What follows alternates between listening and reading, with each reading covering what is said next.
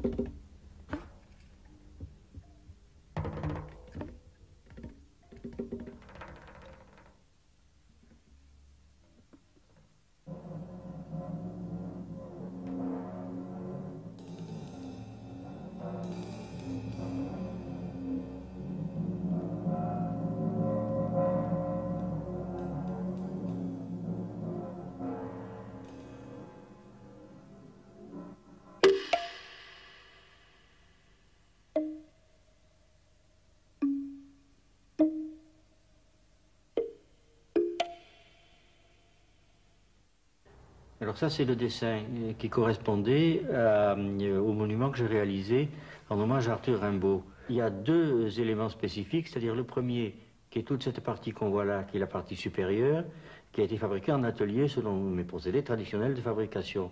Et puis toute la partie basse, ce que je pourrais appeler même pas le soubassement, c'est les éléments de sculpture au sol, qui ont été fabriqués directement sur le chantier avec des procédés différents.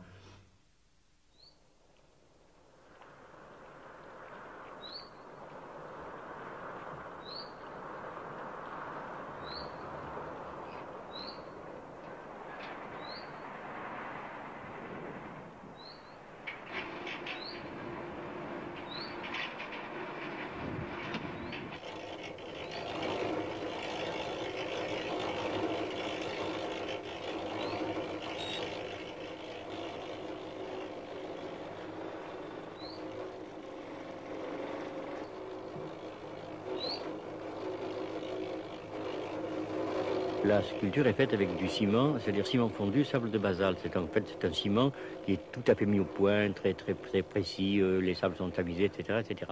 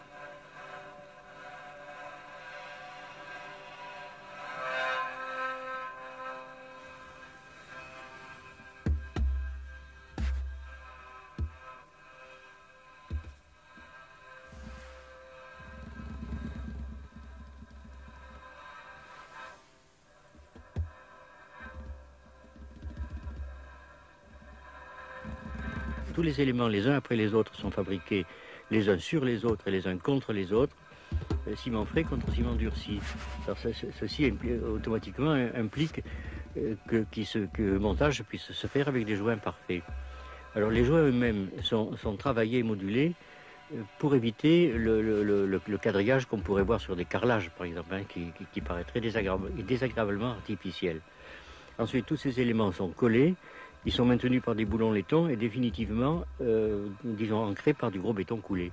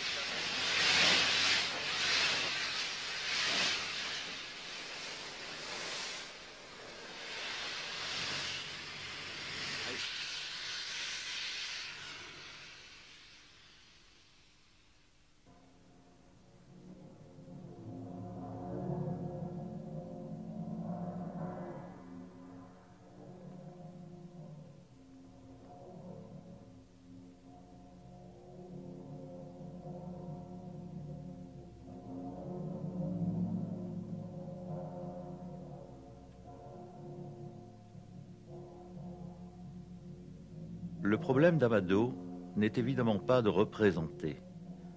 Pour le monument à Rimbaud, il préfère parler de coïncidence, d'affinité. Pourtant, dans toutes ces sculptures, on rencontre des formes qu'on est tenté d'identifier. Mais ces ressemblances sont toujours ambiguës, équivoques. C'est là que tout commence. Ce sont des accroches, des portes d'entrée, car ces sculptures sont ouvertes, dans tous les sens du terme. On y pénètre par l'imaginaire, mais aussi on ressent le besoin d'y entrer, physiquement.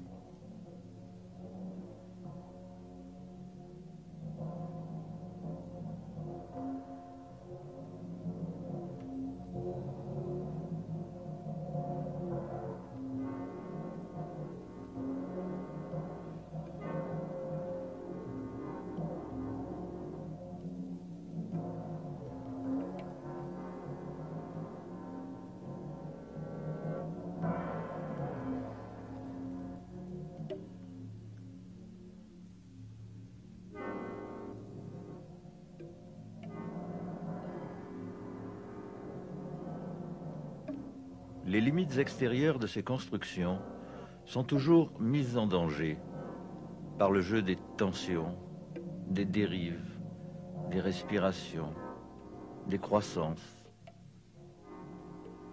On sent bien que c'est à l'intérieur que les choses se passent, qu'il existe un noyau d'énergie à partir duquel les formes se développent continuellement, naturellement. Il faut pouvoir suspendre son propre temps pour percevoir ces déplacements infimes, cette sorte de géologie insinuante, ces drôles de frissonnements comme il en court sur la peau des bêtes, pour voir s'effriter les traces friables de nos passages. Il faut aussi s'approcher, jusqu'à oublier la forme extérieure. À ce moment-là, on sent bien qu'on est dans un lieu. Et l'on comprend la continuité de cette œuvre lorsqu'Amado avoue son rêve d'une impossible sculpture sans limite. Une sculpture qui ne finirait jamais,